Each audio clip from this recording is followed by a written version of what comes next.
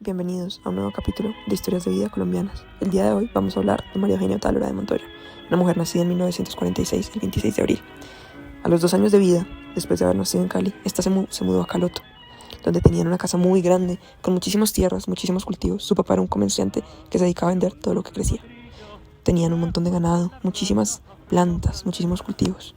Su infancia transcurrió siendo la mayoría del tiempo ella la menor, hasta que nació la sexta hermana.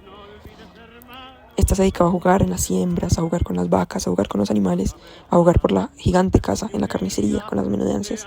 Describe que tuvo una infancia muy feliz. No notó casi que había muchísima chusma en su alrededor, que eran guerrilleros, y muchísimos chubalitas, que eran los soldados. Esta estudió en la escuela del pueblo, ella y su hermana Marta, a diferencia de sus demás hermanos, que pudieron tener una educación más privilegiada al mudarse a Cali para tener una educación en el Sagrado Corazón. Estos vivían en Buenavista, en Altos de Buenavista, por lo que el pueblo les quedaba bastante lejos. Entonces, para llegar a la escuela tenían que ir por las lomas, por las montañas, por las carreteras, y frecuentemente se encontraban con la chusma, pero esta era tan pequeña y tan inocente que no entendían qué era. Después de muchos años de tener que caminar todos los días hasta la escuela, los papás compraron una casa en el pueblo, que cambiaron por la finca, lo cual acabó siendo un pésimo negocio, ya que en la finca tenían muchas más tierras para cultivar comida y venderla, y en esa casa solamente podían cultivar arroz.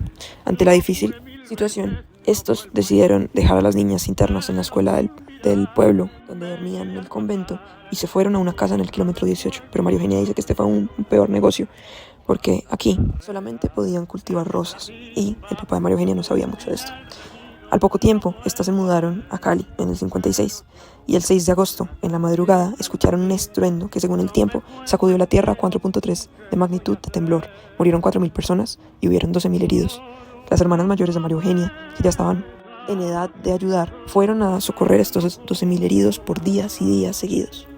Cuando estaban en Cali, estudiaron en el gimnasio del Valle y acabaron viviendo en San Antonio después del kilómetro 18 ante la difícil situación económica. Al poco tiempo, el papá de María Eugenia se fue y los abandonó por una aventura. No recuerda en qué momento subió a Pinilla, pero recuerda que en el 57, cuando lo tumbaron, la gente estaba supremamente feliz y celebraba. Después vino la rotación entre partidos, y recuerda que esto sí fue un poco martirioso, ya que cuando entraba el conservador al poder, perseguían a los liberales y viceversa. Después de que el papá los abandonó, se tuvieron que mudar a San Cayetana. La mamá, en ese momento, que ya tenían 6 hijos, porque nació Sonia, la hermana menor, se dedicaba a coser día y noche para poder mantenerlos. Dice que nunca les faltó nada. El hermano mayor empezó a trabajar en humanitaria y empezó a trabajar como mensajero. Para esto necesitaba una bicicleta. Pidió que uno de sus padrinos se la comprara y le pagó la bicicleta a la madrina a punta de arepas. Todos los días les llevaba arepas y así le pagó la bicicleta. El hermano empezó a subir en humanitaria y volvió a aparecer el papá. Cuando el papá volvió, consiguió que les dieran una casa casi que regalada y ahí pudieron vivir. Para este entonces, la mamá decidió que sus hijas tenían que estudiar y a punta de coser les pagó un estudio en comercio.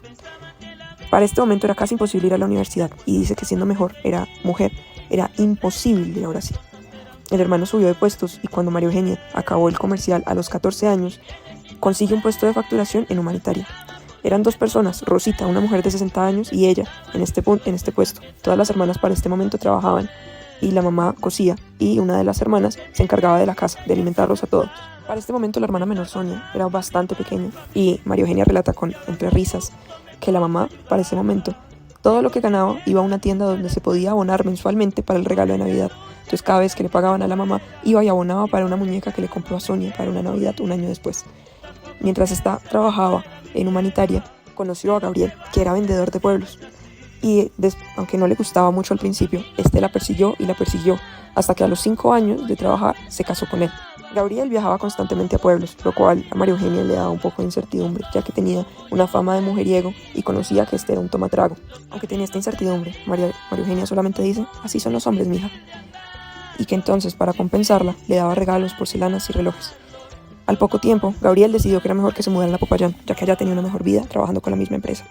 Entonces, se mudaron a Popayán, donde tuvieron a sus primeros hijos. María Eugenia relata que lloraba cuando le llegaba la menstruación por no tener hijos. Entonces, cuando llegaron los primeros hijos, teniendo Gabriel 32 años y ella 19 años, se emocionaron y lloraron de la dicha. La primera hija fue Patricia, y al año de tener a Patricia, nació Juan Gabriel. Pasaron una increíble vida en Popayán. Relatan que salían todos los fines de semana y que los esposos que no sacaban a su mujer a pasear eran horribles. Decía María Eugenia que nunca la sacaban a pasear y eran los peores esposos posibles.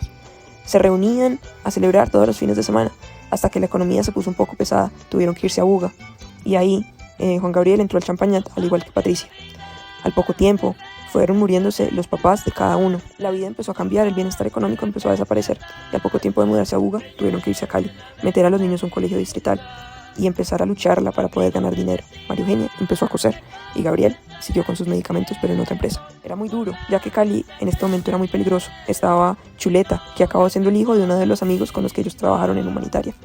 Y además había muchísimo narcotráfico, bombas, mucho traqueto y secuestraban a muchísima gente. El hermano de María Eugenia siguió trabajando en Humanitaria y se lo llevaron después a la empresa de los papás de Chuleta, donde lo pusieron a cargo de la oficina de Pasto. Al tener esto, se dieron cuenta un tiempo después, en el 95, que estos usaban esta empresa para lavar dinero. Y entonces Marino, el hermano mayor de María Eugenia, apareció en la lista Clinton, medida que tomó el presidente de Estados Unidos para evitar que todos aquellos relacionados con el narcotráfico pudieran hacer transacciones monetarias. Esto fue muy duro para Marino, que no volvió a conseguir trabajo y hasta hace poco tiempo antes de morir pudo conseguir tener tarjeta de débito y cuenta de ahorros. La vida siguió transcurriendo, María Eugenia siguió con su esposo, que al poco tiempo quedó en silla de ruedas por el resto de su vida y entonces se dedicó a cuidarla. En el presente, María Eugenia relata que aunque piensa que Gabriel la amó mucho más de lo que ella lo amó a él, espera que un día pueda volvérselo a encontrar en el cielo, para darle un abrazo y volver a vivir los mejores años que tuvieron en Popayán. Bueno, y eso es todo por hoy. La historia de María Eugenia obviamente es muchísimo más larga, pero no nos da el tiempo para entrar en mayores detalles o contarles el resto de esta interesante historia. Gracias por escuchar este podcast de historias colombianas.